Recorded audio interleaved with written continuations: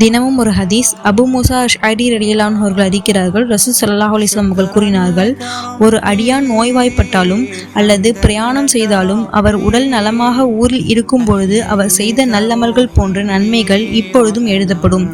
நோயின் காரணத்தாலும் பிரயாணத்தின் சிரமத்தாலும் வழமையாக செய்து வந்த நஃபிலான வணக்கங்கள் செய்ய இயலாமல் இருந்தால் அந்த வணக்கங்கள் செய்த நன்மை கிடைத்துவிடும். நூல் புகாரி. அபு மூசா அஷ்அரி ரலியல்லாஹு அன்ஹு அறிக்கிறாங்க, ரசூல் ஸல்லல்லாஹு அலைஹி வஸல்லம் அவங்க சொல்கிறாங்க, அதாவது நம்ம தொடர்ந்து இப்போ உதாரணத்துக்கு தொடர்ந்து வாரம் நம்ம வியாழக்கிழமை நோன்பு வைக்கிறோம் வச்சுக்கோங்க, நஃபீலான நோன்பு வைக்கிறோம்.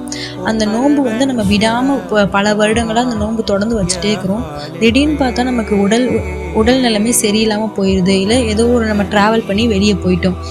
அப்படி போயிட்டு நம்ம அங்கே நம்ம நினைக்கிறோம், இன்னைக்கு அந்த அமலை நம்ம செய்யலையே அப்படின்னு நம்ம நினைக்கும் போதும் அல்லாஹ் தஆலா அதற்கான நன்மையை நமக்கு எப்பயோ எழுதி வச்சுட்டான். சுபஹானல்லாஹ். இதை தான் இந்த ஹதீஸில் சொல்ல வராங்க.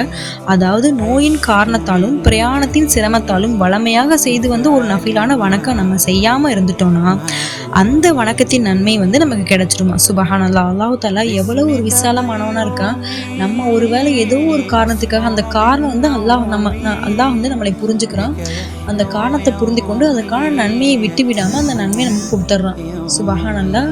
அதனால நம்ம அதிக நஃபிலான ஒரு வணக்கம் நம்ம செய்தாலும் அதை நம்ம மௌத் வரைக்கும் தொடர்ந்து செய்யணும். அதற்கான நன்மை நமக்கு எப்பொழுதுமே கிடைச்சிட்டு இருக்கும். சுபஹானல்லாஹ். கேட்டதும்படி அமல் செய்யக்கூடிய பாக்கியத்தை அல்லாஹ் தஆலா எனக்கும் உங்களுக்கும் நசீபாக்குவானாக. ஆமீன் ஆமீன் யா ரப்பல் ஆலமீன். அஸ்ஸலாமு அலைக்கும் வரஹ்மத்துல்லாஹி வபரகாத்துஹு.